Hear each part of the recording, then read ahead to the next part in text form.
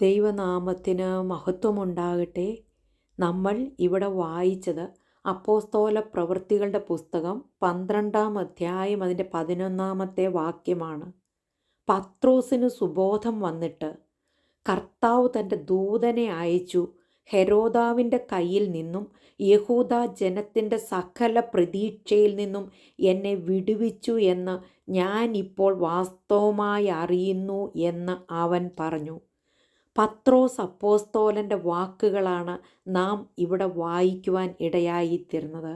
അപ്പോസ്തോലനായ പത്രോസ് പറയുകയാണ്, ഹെരോദാവിൻ്റെ കയ്യിൽ നിന്നും യഹൂദ ജനത്തിൻ്റെ സകല പ്രതീക്ഷയിൽ നിന്നും യഹോവയായ ദൈവം, ആമേൻ, യേശു കർത്താവ് തൻ്റെ ദൂതനെ അയച്ച് കാരാഗൃഹത്തിൽ നിന്ന് തന്നെ വിടുവിച്ചു എന്ന് തൻ്റെ സാക്ഷ്യം അവിടെ പറയാണ്.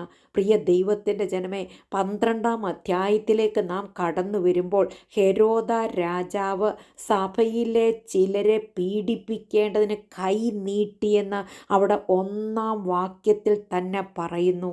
ഹെരോദ രാജാവ് മഹാനായ ഹെരോദ രാജാവിൻ്റെ കൊച്ചുമകനായ ഹെരോദ അഗ്രിപ്പ ഒന്നാമനാണ് ഈ പത്രോസിനെ കാരാഗൃഹത്തിൽ അടയ്ക്കുവാൻ ഇടയായിത്തീർന്നത്.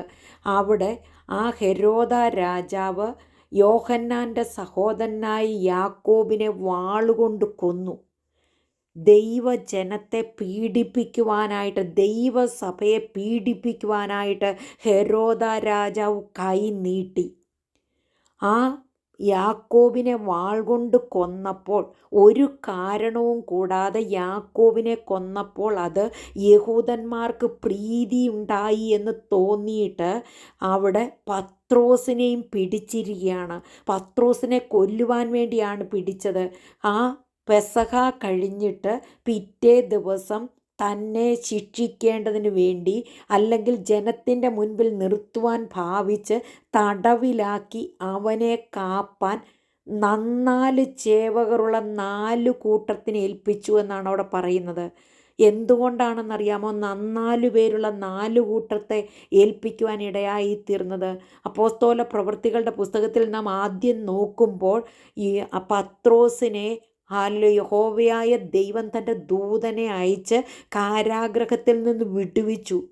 അപ്പോൾ താൻ വിചാരിച്ചു, ഈ ഹെരോദ രാജാവ് വിചാരിച്ചു അന്ന് കാപ്പാൻ ആളില്ലാത്തതുകൊണ്ടാണ് അവൻ വിടുവിക്കപ്പെട്ടതെന്ന് വിചാരിച്ച് ഇപ്പോൾ 16 പേരുള്ള ആൾക്കാരുടെ മധ്യത്തിൽ ഈ പത്രോസിനെ ആക്കിയിരിക്കുകയാണ്. അവിടെ പറയുന്നു, തടവിലാക്കി അവനെ കാപ്പാൻ 4 ചേവകരുള്ള 4 കൂട്ടത്തിന് ഏൽപ്പിച്ചു. അങ്ങനെ അവിടെ അതിൻ്റെ നടുവിലായിരുന്നപ്പോഴും പത്രോസ്, ഹല്ലേലൂയ, സമാധാനത്തോടെ അവിടെ കിടന്നുറങ്ങി.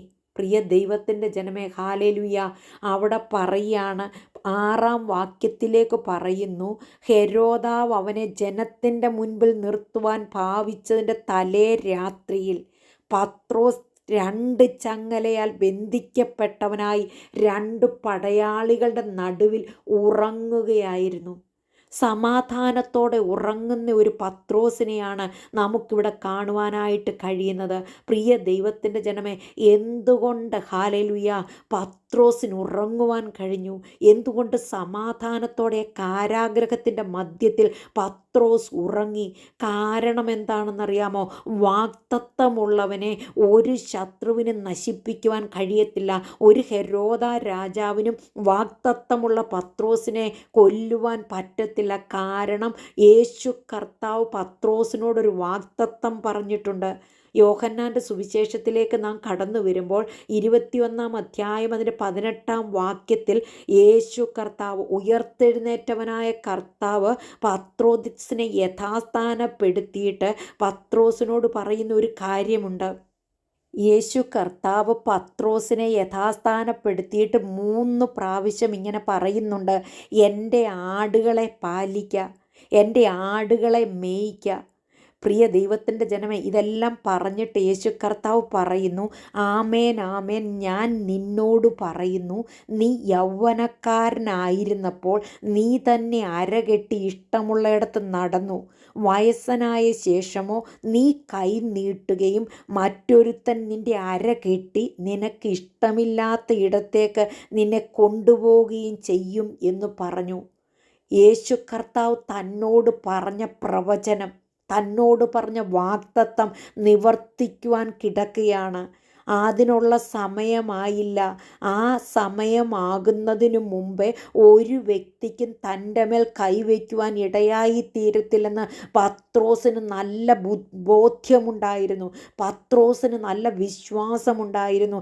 ആ വിശ്വാസം ഉള്ളതുകൊണ്ടാണ്, യേശുവിൽ വിശ്വസിച്ച് അവൻ്റെ വാഗ്ദത്തത്തെ ഏറ്റെടുത്തതുകൊണ്ടാണ് പത്രോസ് ആ കാരാഗ്രഹത്തിൻ്റെ നടുവിൽ 16 പടയാളികളുള്ള ആ കൂട്ടത്തിൻ്റെ നടുവിൽ കിടന്ന് സമാധാനത്തോടെ ഉറങ്ങുവാൻ ഇടയായി തീർന്നത്.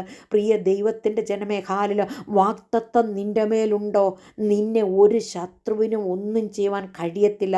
വാഗ്ദത്തം ദൈവം നിവർത്തിച്ച ശേഷമേ ഹാലിലുയ നമ്മെ ഈ ഭൂമിയിൽ നിന്ന് വിളിക്കത്തുള്ളൂ. ദൈവം നമ്മിലൂടെ ചില ശുശ്രൂഷ ചെയ്തെടുക്കണമെന്ന് ആഗ്രഹിക്കുന്നുവെങ്കിൽ ശുശ്രൂഷ തികയ്ക്കാതെ നിന്നെ ഒരിക്കലും യേശു കർത്താവ് ഹാലേലുയ ഈ ഭൂമിയിൽ നിന്ന് മാറ്റത്തില്ല. പ്രിയ ദൈവത്തിൻ്റെ ജനമേ, വാഗ്ദത്തങ്ങളിൽ ദൈവം വിശ്വസ്തനായ ദൈവമാണ്. അവൻ വാക്കു പറഞ്ഞിട്ട് ഒരിക്കലും മാറിപ്പോകുന്ന ദൈവമല്ല. പത്രോസ് കാരാഗ്രഹത്തിൽ അടയ്ക്കപ്പെട്ടു, അത് കാര്യം ശരിയാണ്. ഭൂമിയിൽ കർത്താവിന് വേണ്ടി നിൽക്കുന്നവർക്ക് കഷ്ടതയുണ്ട്, പ്രതികൂലങ്ങളുണ്ട്, പ്രതിസന്ധികളുണ്ട്. എന്നാൽ അതിൻ്റെ മധ്യത്തിൽ നിന്നെ കാത്തു പരിപാലിപ്പാൻ ശക്തനായ ഒരു ദൈവത്തെയാണ് ഞാനും നീ വിളിച്ചപേക്ഷിക്കുന്നുള്ള ബോധ്യം നമുക്കുണ്ടായിരിക്കണം.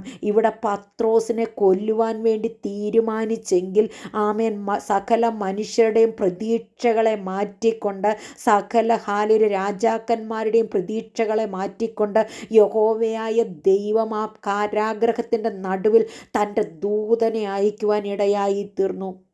പ്രിയ ദൈവത്തിൻ്റെ മക്കളെ, നാം വായിക്കുന്നത് അങ്ങനെയാണ്. പെട്ടെന്ന് കർത്താവിൻ്റെ ദൂതൻ അവിടെ പ്രത്യക്ഷനായി.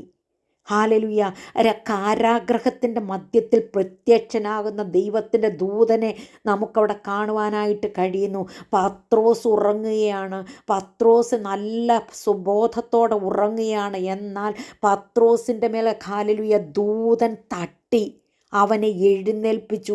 വേഗം എഴുന്നേൽക്ക എന്ന് പറഞ്ഞ് അവനെ ഉണർത്തി എന്ന് പറയുമ്പോൾ ഉറങ്ങുന്നവനെ മാത്രമേ ഉണർത്തുവാൻ പറ്റുകയുള്ളൂ. പത്രോസ് നല്ലതുപോലെ ഉറങ്ങിയാണ്. അവൻ്റെ വിലാപ്പുറത്ത് തട്ടിയാണ് ദൂതൻ എഴുന്നേൽപ്പിച്ചത്. ദൈവത്തിൻ്റെ ജനമേ, ഹാലേലുയ, സമാധാനത്തോടെ ഉറങ്ങുവാൻ കഴിയുക എന്ന് പറയുന്നത് ദൈവത്തിൻ്റെ ദാനമാണ്. ഈ ഭൂമിയിൽ അനേകർക്ക് സമ്പത്തുണ്ട്, എല്ലാമുണ്ട്. എന്നാൽ അവർക്ക് രാത്രിയുടെ യാമങ്ങളിൽ ഉറങ്ങുവാൻ കഴിയത്തില്ല. കാരണം എന്താണെന്നറിയാമോ? സ്തോത്രം, ഹാലേലുയ.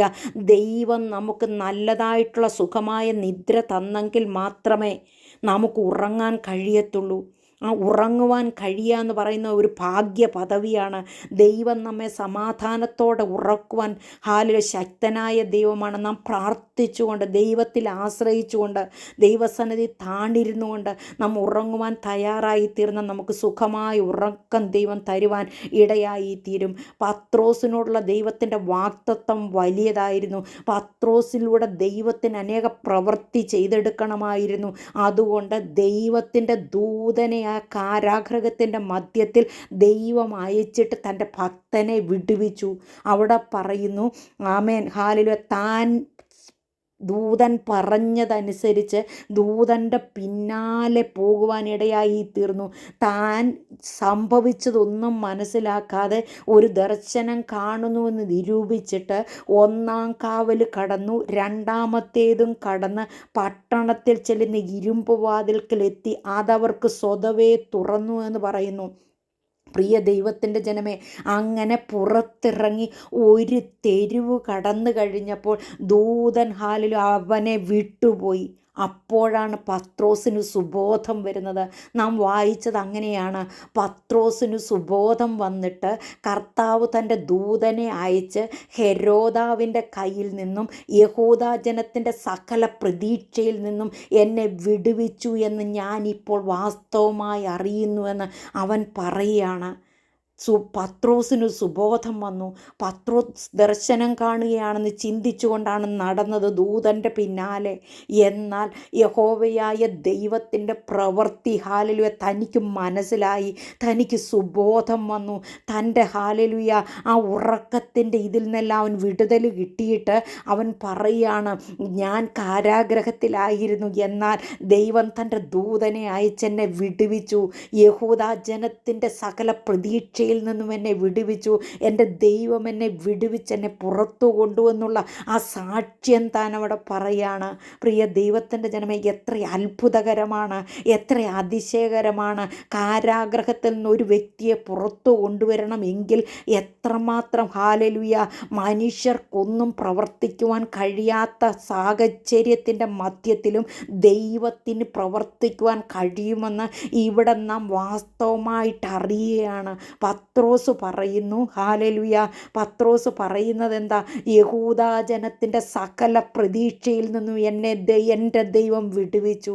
കാരണം അവൻ എന്നോട് വാഗ്ദത്തം പറഞ്ഞിട്ടുണ്ട്.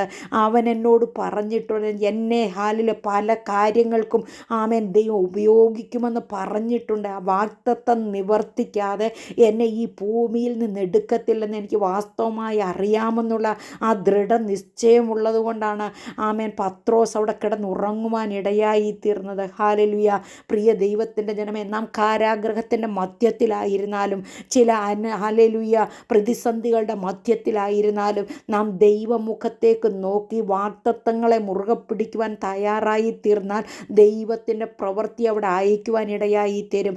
ദൈവം തൻ്റെ ദൂതനെ അയക്കും. അനേകരുടെ സാക്ഷ്യങ്ങൾ നാം കേൾക്കുന്നുണ്ട്. ദൂതന്മാർ കടന്നു വന്ന് വിടുവിച്ച വിധങ്ങളെക്കുറിച്ച്. പ്രിയ ദൈവത്തിൻ്റെ ജനമേ, അത് കഴിഞ്ഞ കാലങ്ങൾ മാത്രമല്ല, ഇപ്പോഴും ദൈവത്തിന് ചെയ്യുവാൻ കഴിയും. ദൈവം ചെയ്തുകൊണ്ടിരിക്കുകയാണ്.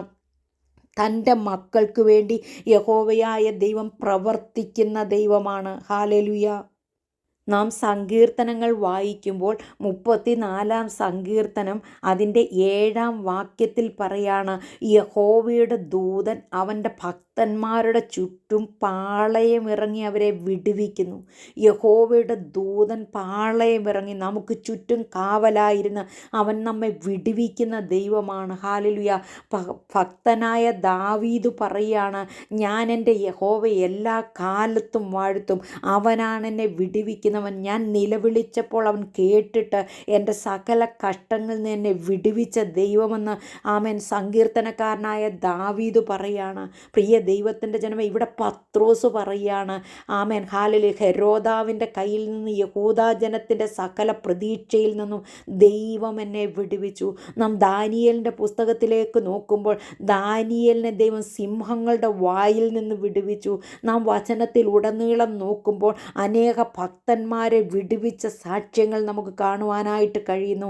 പ്രിയ ദൈവത്തിൻ്റെ ജനമേ, ദൈവത്തെ ആര് മുറുകെ പിടിക്കുവാൻ തയ്യാറാകുന്നു, ദൈവത്തിൻ്റെ വാഗ്ദത്തത്തെ ആര് മുറുകെ പിടിക്കുവാൻ തയ്യാറാകുന്നു, അവർക്ക് വേണ്ടി ഇറങ്ങി വന്ന് വിടുതലയക്കുന്ന ഒരു ദൈവം ഇന്നും ജീവിക്കുന്ന ദൈവമാണ്. അവൻ ഒരിക്കലും വാക്കു പറഞ്ഞിട്ട് മാറിപ്പോകത്തില്ല. അവൻ അത്ഭുതങ്ങളുടെ ദൈവമാണ്, വിടുവിക്കുന്ന ദൈവമാണ്. ആ കർത്താവിൽ നമുക്ക് ആശ്രയിക്കാം. ആ കർത്താവിന് വേണ്ടി നമുക്ക് ജീവിക്കാം. വാഗ്ദത്തത്തെ മുറുകെ പിടിക്കാം. അതിനായിട്ട് ദൈവം നമ്മെ എല്ലാവരെയും സഹായിക്കട്ടെ. ഈ വചനങ്ങളാൽ ദൈവം നമ്മെ അനുഗ്രഹിക്കട്ടെ. നമുക്കൊരു വാക്ക് പ്രാർത്ഥിക്കാം. പരിശുദ്ധ ദൈവമേ, സ്വർഗീയനായ നല്ല പിതാവേ, കർത്താവെ, പത്രോസിനെ വിടുവിച്ച ദൈവം ഞങ്ങളെയും വിടുവിപ്പാൻ ശക്തനാകിയാൽ സ്തോത്രം ചെയ്യുന്നു. കർത്താവെ, ഈ വചനം കേൾക്കുന്ന മക്കൾ ആരെങ്കിലും പ്രതികൂലങ്ങളിലൂടെ പ്രതിസന്ധികളിലൂടെ കടന്നു പോകുന്നുണ്ടെങ്കിൽ കർത്താവ് അവർക്ക് വിടുതലയക്കണമേ. അവരെ ഹാലലുയ സൗഖ്യമാക്കി വിടുതലയച്ച് പ്രതിസന്ധിയിൽ നിന്ന് പുറത്തു കൊണ്ടുവരുമാറാകണമെന്ന് പ്രാർത്ഥിക്കുന്നു. അവരുടെ വാഗ്ദത്തങ്ങളെ നിവർത്തിക്കണമെന്ന് പ്രാർത്ഥിക്കുന്നു. തിരുനാമം ഉയരണം. പ്രാർത്ഥന കേട്ടതിന് ആര് സ്തോത്രം. സകല യേശുപ്പച്ചൻ്റെ ധന്യമുള്ള നാമത്തിൽ തന്നെ. ആമേൻ. God bless you all.